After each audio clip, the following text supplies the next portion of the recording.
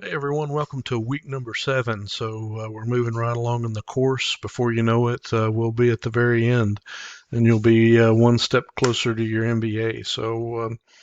Like my friend Peter Lento says, who's better than you? No one, baby. Let's go ahead and knock out week 7. We're going to talk about legal and ethical issues inside the organization. And you might think, well, that would never happen in the company I work for or the company that I might own one day.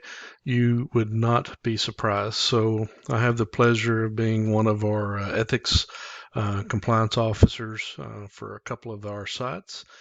So all of the ethics issues and complaints flow through me as well as the HR person, and we do, any necessary investigative type work, and then also any corrective action type work. And you would be surprised when you watch some of the ethics videos with companies that you work for. You'd think that would never happen here. Yeah, it probably will happen.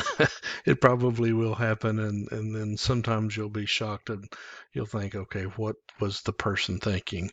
And you'll get into all type of scenarios. You'll get into situations where someone might be into some price fixing with maybe another employee that had left and went to a competitor. I've seen that in my past.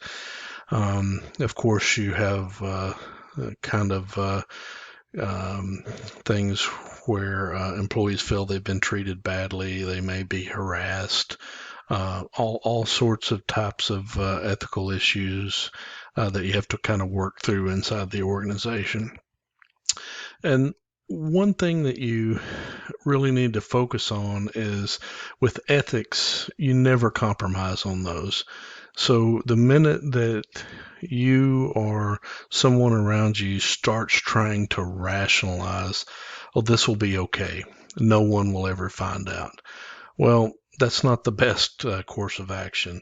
You always need to ask yourself, if you're put into a compromised position, is what if the decision I'm going to make found its way into the front page of the local newspaper with my name and my company's name on it?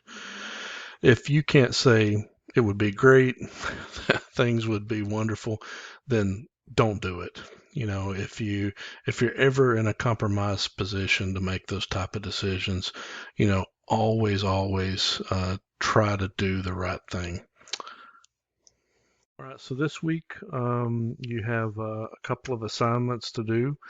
So you've got a video check-in, so please make sure that you do your video check-in. Try to do that inside of Bongo, because I do have to show evidence that you turned your work in, and if you're doing it outside of Bongo, it's a bit of an issue for me. So try to make sure that you do it inside of Bongo. Make sure if you have any questions about the legal and ethical sections that you will study, please bring it up. There's also, Howard gives you a video here on, never compromise your ethics. Um, Make sure you do your executive summary and then submit your memo and your milestone. So another thing that I've noticed when I was grading the Uber presentations, don't be afraid to use a graph, a chart, any type of visuals when it helps explain something. It seemed like a lot of times in the Uber presentations, some of them were a little quite wordy. And sometimes when you're dealing with numbers, if you can put that into a chart or graph and a visualization, that really helps bring things together for the audience to understand it better.